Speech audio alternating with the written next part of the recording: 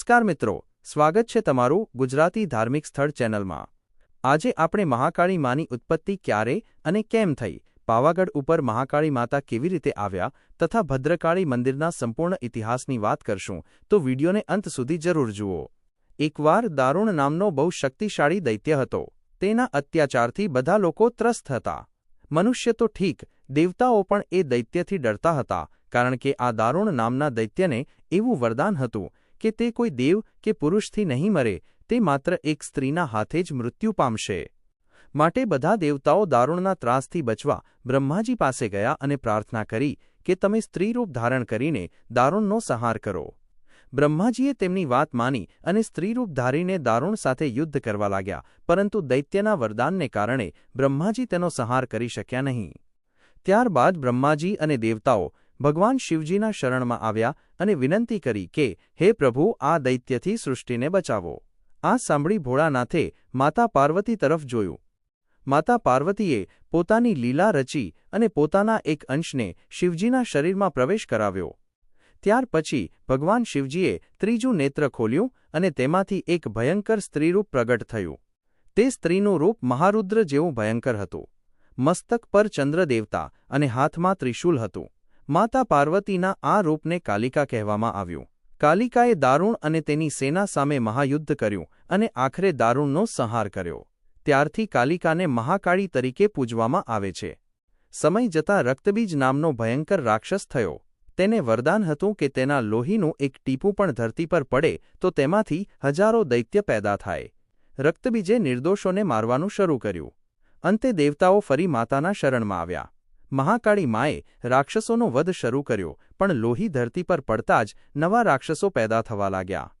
આ જોઈ મહાકાળી અત્યંત ક્રોધિત થયા। એક હાથમાં ખપર અને એક હાથમાં તલવાર લઈ ભયંકર ગર્જના કરી, જેનાથી પૃથ્વી અને પર્વતો ધ્રુજવા લાગ્યા। માતાએ રક્તબીજનું મસ્તક કાપી નાખ્યું અને તેનું રક્ત ધરતી પર પડતા પહેલા ખપરમાં ભરીને પીવા લાગ્યા। તેથી તેમને ખપર જોગણી પણ કહેવામાં આવે છે। યુદ્ધ પત્યા પછી પણ માતાનો ક્રોધ શાંત નહોતો થતો। ત્યારે ભગવાન શિવજી યુદ્ધભૂમિમાં લાશોની વચ્ચે સૂઈ ગયા। જ્યારે મહાકાળી ત્યાં આવ્યા ત્યારે અજાણતા તેમનો પગ શિવજીની છાતી પર મુકાયો। શિવજીને જોઈ માતા શરમાઈ ગયા અને તેમની જીભ બહાર નીકળી ગઈ। ત્યારથી માતાની મૂર્તિમાં જીભ બહાર દેખાડવામાં આવે છે। વર્ષો પછી ઋષિ વિશ્વામિત્રે પાવાગઢ પર તપસ્યા કરી અને માતા પ્રસન્ન થયા, જેથી પાવાગઢના ડુંગર પર માતાનું સ્થાન બન્યું। ચાંપાનેર નગરમાં ભદ્રા નામની એક પરમ ભક્ત બહેન રહેતી હતી। તેના ભાઈને સાપે દંશ દેતા તે મૃત્યુ પામ્યો। ભદ્રાની પ્રાર્થનાથી માતા પ્રસન્ન થયા, પણ શરત મૂકી કે ભદ્રાએ આજીવન લગ્ન ન કરવા। ભદ્રાએ વચન પાળ્યું અને તેનો ભાઈ જીવતો થયો। આગળ જતાં રાજા પતાઈ રાવ ભદ્રાના મોહમાં પડ્યા અને તેને હેરાન કરવા લાગ્યા। નવરાત્રિમાં માતાજી પોતે ભદ્રાનું રૂપ લઈ ગરબે રમવા આવ્યા। રાજાએ માતાનો પાલવ પકડ્યો અને માતાએ ક્રોધિત થઈ પાવાગઢના પતનનો શ્રાપ આપ્યો। જો કે રાણીની માફી પછી માતાએ મંદિર અખંડ રાખ્યું। માતા ભદ્રાના રૂપમાં આવ્યા હોવાથી તેમને ભદ્રકાળી પણ કહેવાય છે। મિત્રો, આ મહાકાળી મા અને ભદ્રકાળી મા શું એક જ છે? જો એક હોય તો તેમના નામ અને સ્વરૂપ કેમ જુદા છે? આજે આપણે શાસ્ત્રો અને લોકકથાઓના આધારે આ રહસ્ય પરથી પડદો ઉઠાવશું। 1. મહાકાળી માતા સંહારનું રૌદ્ર સ્વરૂપ। સૌપ્રથમ વાત કરીએ મહાકાળી સ્વરૂપની। મહાકાળી એ આદ્યશક્તિનું અત્યંત રૌદ્ર અને ભયાનક સ્વરૂપ છે। ઉત્પત્તિ: જ્યારે પૃથ્વી પર અસુરોનો ત્રાસ વધી ગયો અને દેવતાઓ લાચાર થઈ ગયા, ત્યારે દુષ્ટતાના વિનાશ માટે માતાએ આ સ્વરૂપ ધારણ કર્યું। સ્વરૂપ: મહાકાળીમાં શ્યામ વર્ણના છે। તેમના હાથમાં નરભક્ષી રાક્ષસોના મસ્તક અને ખપર હોય છે।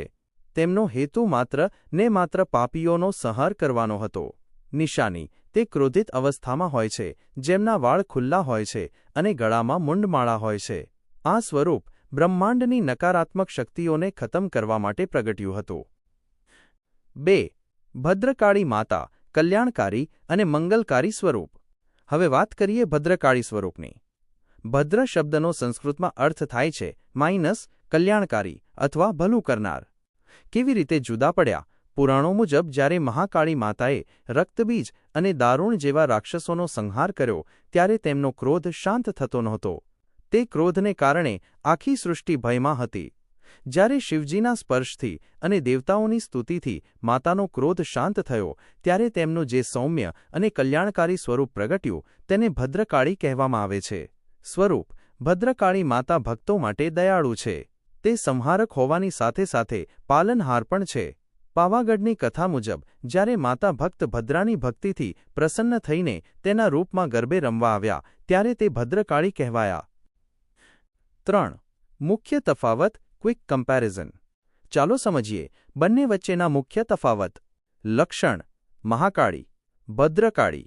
મુખ્ય ગુણ: તમસ, સંહાર અને ક્રોધ. સત્વ: રક્ષણ અને કલ્યાણ. હેતુ: રાક્ષસોનો નાશ કરવો, ભક્તોનું મંગલ કરવું.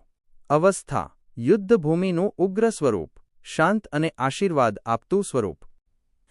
નિષ્કર્ષ: ટૂંકમાં કહીએ તો મહાકાળી અને ભદ્રકાળી એ એક જ સિક્કાની બે બાજુ છે. જ્યારે અધર્મનો નાશ કરવો હોય ત્યારે માતા મહાકાળી બને છે અને જ્યારે પોતાના ભક્તો પર કૃપા વરસાવવાની હોય ત્યારે તે ભદ્રકાળી બનીને આવે છે. શક્તિ એક જ છે, બસ ભક્તોની જરૂરિયાત મુજબ માતાએ જુદા જુદા સ્વરૂપો લીધા છે. 1. નવરાત્રિનો એ ગરબો. વર્ષો પહેલાં ચાંપાનેરની ધરતી પર રાજા પતાઈ રાવનું રાજ હતું. નવરાત્રિના દિવસો હતા. આખું ચાંપાનેર ગરબાના તાલે ઝૂમી રહ્યું હતું. કહેવાય છે કે ભક્તોની ભક્તિ જોઈને સ્વયં આદ્યશક્તિ મહાકાળી માતા એક અત્યંત સુંદર સ્ત્રીનું રૂપ ધારણ કરીને ચાંપાનેરના ચોકમાં ગરબે રમવા ઉતર્યા. તેમના રૂપનું તેજ એટલું હતું કે આખું મેદાન ઝળહળી ઉઠ્યું. રાજા પતાઈરાવ ઝરૂખે બેસીને આ ગરબા જોઈ રહ્યા હતા. સ્ત્રીના અદ્ભુત રૂપને જોઈને રાજાની બુદ્ધિ ભ્રષ્ટ થઈ અને તેમના મનમાં મોહ જાગ્યો. 2. રાજાની ભૂલ અને માતાનો સંવાદ. ગરબા પૂરા થયા પછી પેલી સુંદર સ્ત્રી માતાજી પરત જવા લાગ્યા. ત્યારે રાજા પતાઈરાવ તેમની પાછળ ગયા અને તેમનો પાલવ પકડીને રોકવાનો પ્રયત્ન કર્યો. રાજા પતાઈ: હે સુંદરી, તું કોણ છે? તારું રૂપ સ્વર્ગની અપ્સરા જેવું છે. તું મારી રાણી બન, હું તને આખું ચાંપાનેર આપી દઈશ. માતાજી સમજી ગયા કે રાજા મોહમાં અંધ થયો છે. તેમણે રાજાને ચેતવણી આપતા કહ્યું: માતાજી, હે રાજન, તારો ધર્મ પ્રજાની રક્ષા કરવાનો છે, સ્ત્રીના રૂપ પર મોહિત થવાનો નહીં. તારો પાલવ છોડી દે અને તારા મહેલે પાછો જતો રહે. હું તારી પર પ્રસન્ન છું. તારે જે માંગવું હોય તે માંગી લે. પરંતુ અહંકારી રાજા માન્યો નહીં અને ફરીથી એ જ માંગણી કરી. 3. માતાજીનો ક્રોધ અને શ્રાપ. રાજાની આ હઠ જોઈને માતાજી પોતાના અસલ સ્વરૂપે પ્રગટ થયા. આખું આકાશ લાલ થઈ ગયું અને માતાજીની આંખોમાંથી ક્રોધની જ્વાળાઓ નીકળવા લાગી. માતાજી ગર્જના કરતા: રે મૂર્ખ પતાઈ, તે જેને સ્ત્રી સમજી એ તારી કુળદેવી છે. તે તારી જ માતાનો પાલવ પકડીને તારા વિનાશને નોતરું આપ્યું છે. જા, આજથી તારું રાજ પાંગળું થશે અને તારા ગઢનો પતન થશે. રાજાના હોશ ઉડી ગયા. તેને પોતાની ભૂલ સમજાઈ તે માતાના ચરણોમાં પડ્યો, માફી માંગી, પણ શ્રાપ તો અપાઈ ગયો હતો. 4. પાવાગઢનું પતન. કહેવાય છે કે આ ઘટના પછી મહંમદ બેગડાએ ચાંપાનેર પર આક્રમણ કર્યું. રાજા પતાઈ રાવની હાર થઈ અને પાવાગઢનો કિલ્લો ધ્વસ્ત થયો. જો કે રાણીઓએ માતાજીની સ્તુતિ કરી ત્યારે માતાજીએ દયા ખાઈને એટલું વચન આપ્યું કે ભલે રાજાનું રાજ જાય પણ મારો ડુંગર અખંડ રહેશે અને હું આ પર્વત પર બિરાજમાન રહીને હંમેશા મારા ભક્તોનું રક્ષણ કરીશ. ત્યારથી પાવાગઢ ઉપર શિખર વગરનું મંદિર રહ્યું હતું જે તાજેતરમાં જ નવનિર્મિત થયું છે. નિષ્કર્ષ: આ કથા આપણને શીખવે છે કે શક્તિ ગમે તેટલી હોય પણ જો અહંકાર અને મર્યાદા ચૂકવામાં આવે તો વિનાશ નિશ્ચિત છે. પતાઈરાવ ભલે હારી ગયા પણ પાવાગઢની એ ધરા આજે પણ મહાકાળીના નાદથી ગુંજે છે. અંતિમ શબ્દો. મિત્રો, તમને આ ઇતિહાસ કેવો લાગ્યો? કોમેન્ટમાં જય મહાકાળી જરૂર લખજો અને આવા જ બીજા વિડીયો જોવા માટે અમારી ચેનલને સબસ્ક્રાઇબ કરો.